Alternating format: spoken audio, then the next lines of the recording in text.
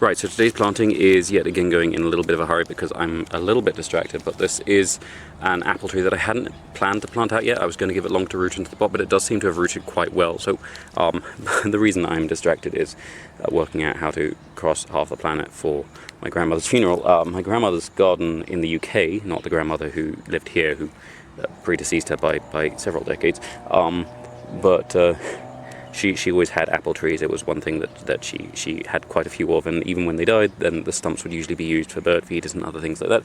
So I thought an apple tree is quite a good one, and particularly this one because this is the Anna variety as far as I can tell. They did arrive unlabeled, so as far as I can tell this is the Anna variety. This would not have been one that was grown in the UK. This is a variety that was developed in Israel for its heat tolerance, so it's far better for warm countries. It's actually developed from a Golden Delicious, but the fruit usually when I've seen it for sale doesn't resemble a Golden Delicious so much as a Braeburn type apple.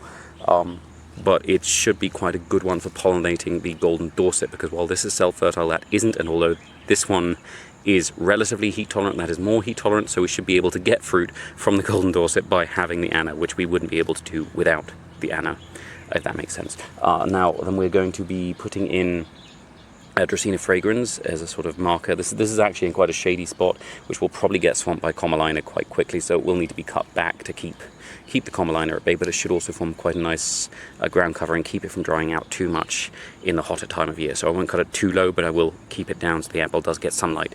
But the Dracaena will also provide a little bit of extra shade as that sun heats up, because the tree overhead is a flamboyant Delonix regia, and they are currently completely leafless. Then we're also going to be putting a piece of Aloe arborescens as a little sort of succulent ground cover, and also a prickly berry to stop people walking into this because it's only a couple of meters off the path. And then we're going to be, as a last minute addition, because my grandmother was always convinced that bluebells popping up in her lawn were supposed to be a sign of a slovenly gardener, but she liked the bluebells, so she tended to encourage them, and so she had a whole sort of conflict over that. But we don't have bluebells here. We don't actually have hyacinths very commonly. I do believe there are some native ones, but the closest one I have in the garden is this so-called African hyacinth, which is actually a type of Sansevieria, which has a slightly purplish flower that can somewhat resemble a hyacinth flower if you squint a bit. But anyway, so that's going to be going in as a little ground cover around, and that should spread out quite nicely if I can keep the Commelina from choking it. Right, so that should be everything for today. Thank you very much for watching. I hope you have enjoyed it, and if you haven't enjoyed it, thank you for watching anyway. Please tune in again tomorrow. I will be planting something else. I do have some sort of plan, but we'll see if that will work out.